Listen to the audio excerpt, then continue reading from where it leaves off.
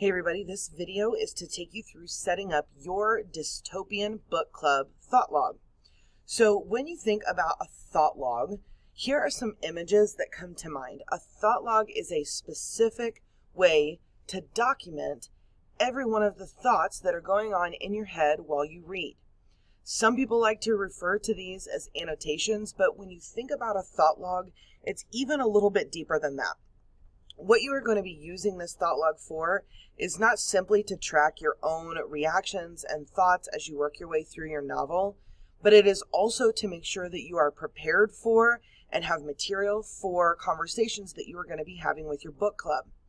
Our goal is to make this a very organic experience. What that means is that very similar to how you prepared for the debates, where you were able to design your own system and really prepare in ways that you thought were best, we're trying to give you a similar amount of that freedom, right? But it's really important that as you're digging in, you're doing it with the thought about, what am I going to have to be able to discuss, questions to pose? How am I going to make sure that I have evidence to back up what I'm saying? How can I make sure that this book club experience is as rich of an experience as I can possibly make it, as educational of an experience as I can possibly make it? One of the things that you'll notice as you're looking at some of these is that there's lots of different ways to do them. It is even possible to have a virtual thought log that might be something like a spreadsheet or a Google Doc, but we tried to lean on the more physical ones to show you as an example so that you could get your mind wrapped around it. For a lot of these, you'll notice that there are some images drawn. I will tell you, and we'll talk about this a little bit more later, these are not doodles. These are specific to things that are happening in the novels, so that it all fits together. But you'll notice there are lots of quotes. These are some of the author's thinking. You'll notice this one even has an in-text citation there. And we would expect to see in-text citations in yours based on quotes and things that you're pulling. This one obviously has a hand, but it's really focused on a character, so that makes sense.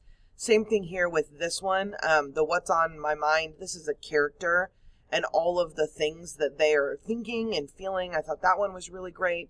This one is about sunshine, which is a really important symbol and is a really important piece of the setting. And so you'll notice that all the rays of the sun are specific pieces of evidence. It doesn't have to be as elaborate as that. You'll notice on this one right here, it's just chunks of space to take notes. And then there's got a lot of color coding going on. This one looks more like a word map, but it's essentially a word or almost a theme that's being developed through the book. Again, this one's another word map with lots of journaling and writing around it. This one is a really good example. You do not have to have separate space. This person created their thought log on the book itself by tearing and shifting and putting their post-it notes in. So I thought that was really awesome. So again, to recapture what this is talking about, a thought log is a place to capture your thoughts, your questions, key pieces of evidence, quotes from the text. It's a way to track your setting and your characters and point of view. It's all of these things all wrapped into one, and we want you to be creative, but we want you to be intentional about how you set up your system. So again, let's be even a little bit more clear. So let's talk about what your thought log is and what it isn't. What your thought log definitely isn't is simply a place to doodle. As a matter of fact, if we notice that your doodles are taking over your collection of evidence and things like that, then we may even remove that ability to draw and create in there, because again, the goal is on the academic side of things. Now, if your doodles or your pictures are purposeful and they're more about symbols and main characters, and if your main characters, you're trying to track, their physical attributes and their different kind of characteristics, that is purposeful. So it's just not a place to doodle. It's also not a random place to just write random things that don't mean anything. Right? It's not a place to just be whatever, I've got words down on a page. It's not a worksheet, so I don't want you to create something that looks or feels like a worksheet. It should feel like something that you understand how to interact with and that it's a smooth process. This is definitely not a waste of time. It's not just something that we're asking you to do because we want you to do it and we need you to have something to do.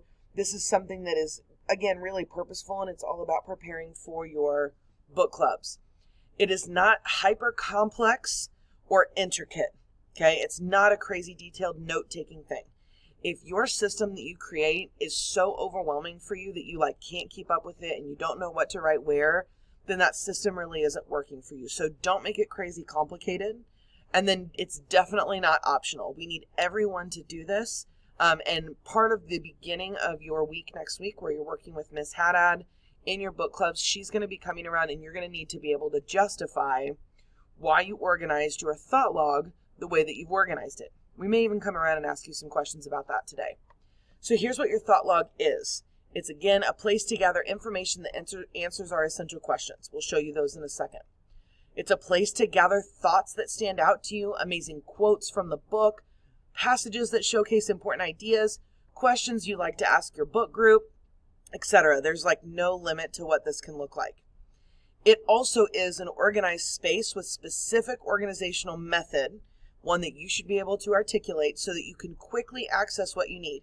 Again, I kind of want you to envision your debate folder a little bit here. You need to be able to turn and flip and have at your fingertips everything you need in order to participate in your book clubs within an evidence-based, grounded in story kind of way. So you'll need space for literary elements, essential questions, questions you have, and then notes from or for your book club.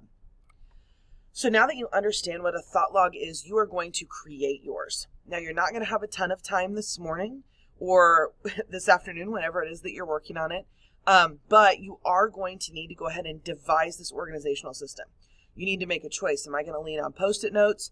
Am I going to use the materials provided at the front center table? Or am I going to use something virtual? If it's something virtual, it needs to be shared with both Mrs. Packard and Mrs. Haddad. Okay? So commit to what you're going to do. And then once you've created it, you're legitimately going to start reading. So let's be clear one more time.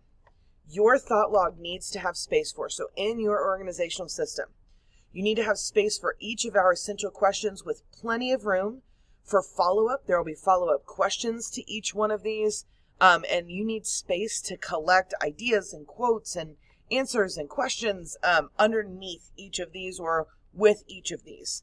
Okay, so for instance, if I was going to create pages for these, like I might even have multiple pages for each question. So your essential questions are: what is the balance between policy and freedom? How does the desire to protect lead to strict rules and the denial of basic human rights? Do individuals or external forces have more power to impact change? How do countries overcome obstacles in order to improve the human condition? And how do the universal truths discovered by characters in dystopian novels influence and connect to me? So that's one thing that you need, is a space for all of those essential questions. You need a way to track weekly goals for your book. So you need to create either a calendar or a chart, and you need to actually do this today. Like create, okay, week 1, I'm going to try and read this many pages. Week 2, I'm going to try and read this many pages. Week 3, all the way through the end of the school year, you'll need to be done on the Monday of the last week of school or the Tuesday of the last week of school. So make sure that you have all of that figured out and tracked so that you can finish your novel. You need to create a space to collect questions you want to ask your book club group.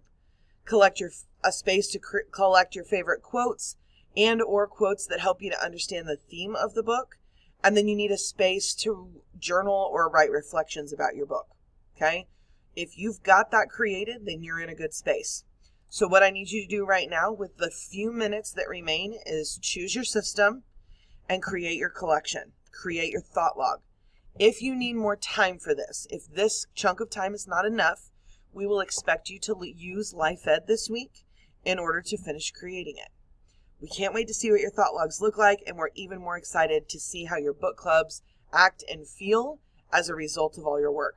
Let's go.